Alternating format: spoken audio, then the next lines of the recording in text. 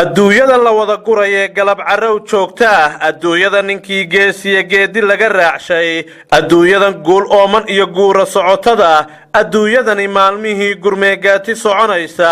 adduunyadani waagii galaba geeri laga aado heena uunbaa waariye gaari abidkiiye nin waliba maalintii laga guto aakhiro u guran gafna maaha mawdkuye allaa gooyay taladaase inna lilaahi wa inay ilayhi raajicuun waxa maanta xabaalaha galbeedka magaalada Boorama lagu aasay sawir-qaade Cabdifataax Maxamed Cabdilaahi Aydaah oo kamid ahaa wariyeyaasha ugu firfircoon gobolka Awdal waxaana uu marxuumku kamid ahaa dhalintii iyagu ku dhashay magaalada Boorama isagoo ka soo shaqeeyay intii uu noolaa marxuumku shaqooyin kala duwan waxaana uu ifka uu kaga tagay laba ubad ah iyo hooyadu haddaba aaskan maanta loogu sameeyay xabaalaha galbeedka magaalada Boorama waxa tacsi tiiraayada u diray dhammaanba mas'uuliyiintii ka soo qayb galay oo marxuumka ku tilmaamay inuu kamid ahaa dadkii ugu firfircoona gobolka Awdal naxariistay Cabdifataax Maxamed Cabdilaahi Aydaah waxa uu ahaa cameraman markaa waxa lagu xasuustaa in uu waxyaabaha uu soo duuba oo had iyo jeer oran jiray halkeen idinku keenaa war noocaas soo duubay waxa uu ahaa qof active waxaan oran jirnay madaalaha warfaafinta gobolka Cabdifataax waxyaabo badan oo kala duwan ayaa lagu xasuustaa nafsan daqiiqatul mawt waxaan halkan tacsi tiraanya leh uga diraynaa Cabdifataax Maxamed Cabdilaahi Allah u naxariisto qabrigana Allah u nuuro jannatul firdawsna meel fiican Allah ka dhigo dhammaan waxaan uga tacsiidaynaynaa eheladiisii iyo qaraabadiisii iyo bahda saxaafadda dhanba iyo dadweynaha nafsan daqiiqatul mawt waxaan halkan runtii tacsi tiraanya leh aan uga diraynaa guud ahaanba warbaahinta afka Soomaaliga ku hadasha ama ka soo jeeda jinsiyadda Soomaaliga gaar ahaan waxaan ka tacsiideynaa warbaahinta Soomaaliland si gaar ah waxaan uga tacsiideynaa warbaahinta gobolka Awdal runtii maanta waxa baxay tiir weyn oo muhiim u ahaa isku xidhka warbaahinta gobolka Awdal oo aanu qirayno haddana warbaahinta ka timid magaalada Hargeysa waxaan ka tacsiideynaa eheladiisii qaraabadiisii nafteedan ka tacsiideynaa waxaan Ilaahay uga baryaynaa inuu naxariis iyo janno ugu deeqo Allah u naxariisto waxaan garanayaa isagoo laga soo shaqo ka bilaabay Blue Sky sawir-qaadihii ugu horeeyay ee digitalka ahaa wuxuu ahaa ninkii haystay kamarada ugu wanaagsan ee digitalka iyadoo Boorama digital laga aqoonin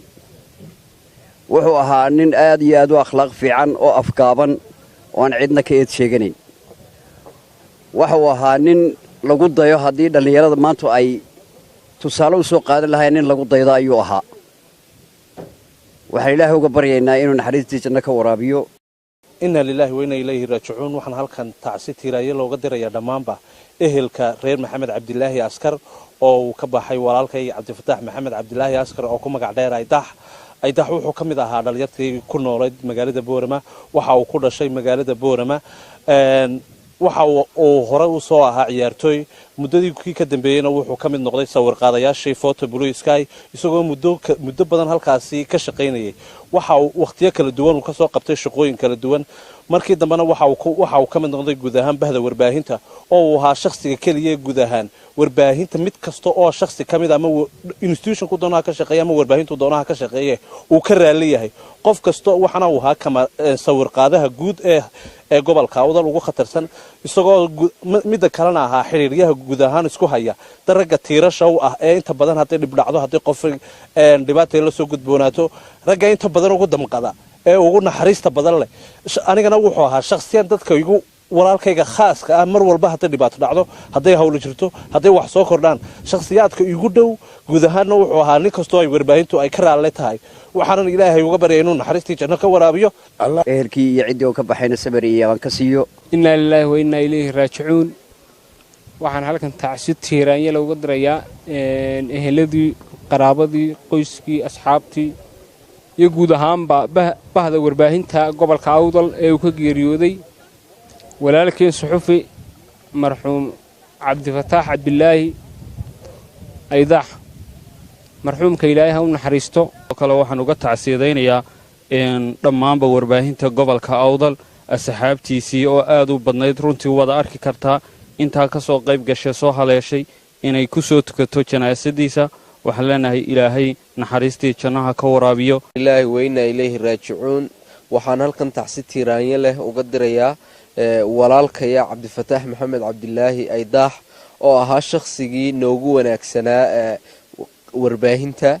sidoo kale waxaan tacsida ka tacsiyaynayaa faamiligiisii iyo eheladii iyo qaraabadii iyo dhammaanba saaxiibadii ugu dhowaa ee warbaahinta ehelkii qaraabadii iyo guud ahaan somalilanna ilaahay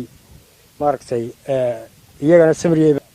waxaan halkan tacsi tiiraanyo uga diraynaa dhammaan qoyska uga dhintay marxuumku aydaax allaha u naxariisto waxaan leenahay ilaahay jannadii firdowsa allaha geeyo axmed diriye ciltire warbaahinta SBC magaalada Boorama